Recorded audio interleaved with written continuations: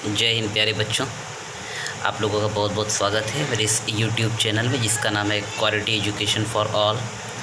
और बच्चों, आज की क्लास में मैं आपके एनसीईआरटी क्लास 12th का लेसन नंबर 4 जिसका नाम है केमिकल काइनेटिक्स, इसके बारे में आपको बहुत ही इम्पॉर्टेंट टर्म्स बताने जा रहा हूँ। बच्चों देखिए, केमिकल काइनेटिक्स जो है ये आपके फ़िज़िकल केमिस्ट्री की ऐसी ब्रांच है जिसमें हम रेट ऑफ रिएक्शन क्या होती है, कैसे डिटरमाइन करते हैं, रेट ऑफ रिएक्शन को कौन कौन से फैक्टर्स अफेक्ट करते हैं, ये सारी चीज़ें, और साथ ही साथ ऑर्डर ऑफ रिएक्शन क्या होती है, मॉलिक्यूलरिटी ऑफ रिएक्शन क्या होती है, और कोलिजन थ्योरी, ये सारी चीज़ों को हमको पढ़ना है इस चैप्टर में। ठीक है, तो बच्चों शुरुआत मैं करूँगा इसी चैप्टर के एक one of the most important topic से जिसका नाम है रेट ऑफ रिएक्शन।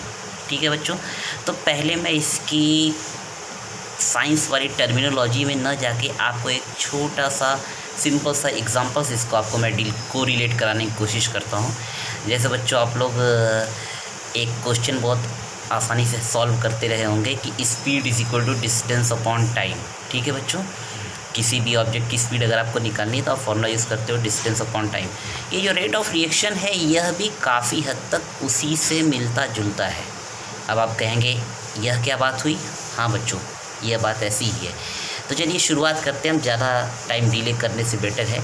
तो देखिए, ये आपको पता है कि जब भी कोई रिएक्शन शुरू होती है उसमें लेफ़्ट साइड में आप रिएक्टेंट लिखते हो, राइट साइड में प्रोडक्ट। देखिए यहाँ लिखा भी है, let us consider the following reaction in which reactant is changing into product. तो बच्चों जब भी रिएक्शन शुरू होती है तो जैसे जैसे टाइम बीतता जाता है, at the time passes away, concentration of reactant decreases, घटता है, as well as concentration of product increases, and it can be shown graphically like this. देखिए यहाँ मैंने ग्राफ प्लॉट किया हुआ है, इसमें मैंने वाई एक्सिस पे रिएक्टेंट का कॉन्सेंट्रेशन लिखा है और इधर नीचे मैंने टाइम लिखा है। और ये जो ग्राफ है ये आपको बता रहा है कि रिएक्टेंट का कॉन्सेंट्रेशन समय बीतने के साथ साथ घटता जा रहा है। यही केस प्रोडक्ट में उल्टा हो जाएगा। प्रोडक्ट में क्या होगा? प्रोडक्ट में जैसे जैसे टाइम पास होगा, बीतता जाएगा टाइम, वैसे वैसे प्रोडक्ट का कॉन्सेंट्रेशन बढ़ता जाएगा। और ये जो मैंने स्क्वायर ब्रैकेट में कैपिटल आर लिखा है, आर फॉर रिएक्टेंट, और कैपिटल ब्रैकेट में जो लिखा हुआ है ये है आपका मोलर कॉन्सेंट्रेशन को इसका रिप्रेजेंट करता है। ठीक है बच्चों, इतनी बातें समझ में आ गई होगी आपको। चलिए अब हम आते हैं इसके डेफिनीशन पे। तो बच्चों देखो, जो रेट ऑफ रिएक्शन है इसको बहुत सिंपल तरीके से हम लोग डिफ़ाइन कर सकते हैं।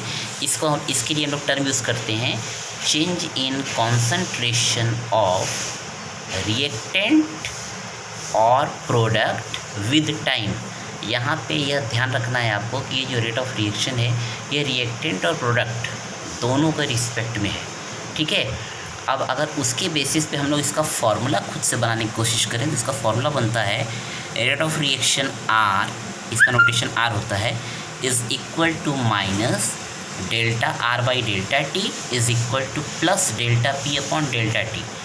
ये डेल्टा टर्म जो है ये आपको बताता है चेंज। ठीक है, change in concentration of reactant और change in concentration of product. इसी के साथ ही साथ आप ये भी पूछेंगे कि हम लोग चेंज कैसे निकालेंगे।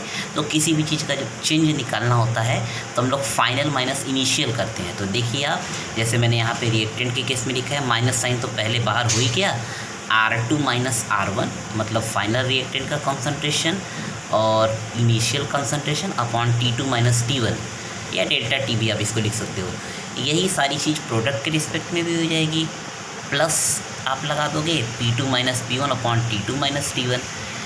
हाँ, अब यहाँ पे एक क्वेश्चन बच्चों पूछा जाता है आपसे कि आखिर जब रेट ऑफ रिएक्शन हम लोग रिएक्टेंट के रिस्पेक्ट में लिख रहे हैं तो माइनस साइन लगा रहे हैं, और प्रोडक्ट के रिस्पेक्ट में लिख रहे हैं तो प्लस साइन लगा रहे हैं। Means you have been asked the physical significance of this negative and positive sign. तो इसका सिंपल सा मतलब बच्चों ये है, निगेटिव साइन रिएक्टेंट के रिस्पेक्ट में इसलिए लिखा जाता है क्योंकि रिएक्टेंट का कॉन्सेंट्रेशन समय के साथ साथ डिक्रीज़ होता है और प्रोडक्ट का कॉन्सेंट्रेशन समय के साथ साथ बढ़ता है। समय के साथ साथ बढ़ने का मतलब क्या है? जैसे जैसे रिएक्शन आपकी आगे प्रोसीड करती है। ठीक है बच्चों, तो मुझे लग रहा है यहाँ तक आपको क्लियर हो गया होगा। और अगर हम इसके यूनिट की बात करें तो जो रेट ऑफ रिएक्शन होता है इसका यूनिट, चूँकि आप प्रोडक्ट की कंसंट्रेशन मेज़र करें चाहे रिएक्टेंट की, यूनिट आप लिखते हैं मोल पर लीटर ही, और नीचे टाइम है। अब ये जो टाइम है ये सेकेंड में है, मिनट में है, आवर में है कि ईयर में है, ये आपके ऊपर डिपेंड करता है। तो अगर सेकेंड में रहेगा तो इसका यूनिट हो जाएगा मोल पर लीटर पर सेकेंड, मिनट में रहेगा तो मोल पर लीटर पर मिनट। ठीक है, अब इसी पे बेस्ड हम एक छोटा सा क्वेश्चन करके इसको समझने की कोशिश करते हैं। जैसे देखिए मैंने क्वेश्चन 1 लिखा है इसमें कि concentration of the rate of a reactant changes from 0.5 molar to 0.4 molar in 25 second, determine the rate of reaction. ये आपका एक क्वेश्चन है, ठीक है, देख सकते हैं 25 सेकेंड ये होता है। तो अब आपको रेट ऑफ रिएक्शन निकालना होगा तो आप क्या करोगे, यहाँ R1 R2 आप डिसाइड कर लिए। R2 क्या है, R1 क्या है, R2 आपका 0.4 है, R1 क्या है 0.5 है। तो इस बेसिस पे जब आप इस फॉर्मूले में इसको रखोगे और टाइम कितना है 25 सेकेंड का, तो आपको मिल जाएगा -0.4 माइनस 0.5/25। इस पूरे को सॉल्व आउट करने के बाद आपको मिल जाएगा 0.004 मोल पर लीटर पर सेकेंड। ठीक है बच्चों, ये देखिए मैंने इसके चारों यूनिट्स भी लिखे हैं, मोल पर लीटर पर सेकेंड, मोल पर लीटर पर मिनट, मोल पर लीटर पर आर और मोल पर लीटर पर ईयर। तो यह है बच्चों रेट ऑफ रिएक्शन निकालने का तरीका और रेट ऑफ रिएक्शन को समझने का एक प्रॉपर बेस। ठीक है, तो मुझे उम्मीद ही नहीं, पूरा विश्वास है कि आप लोग को ये कॉन्सेप्ट समझ में आ गया होगा। जिसको कहीं भी डाउट हो तो उस वीडियो को रिवर्स करके देख सकता है। तो आज की क्लास में बच्चों इतना ही। अगली क्लास में फिर किसी और इंटरेस्टिंग टॉपिक के साथ मैं मिलूँगा। तब तक के लिए जय हिंद।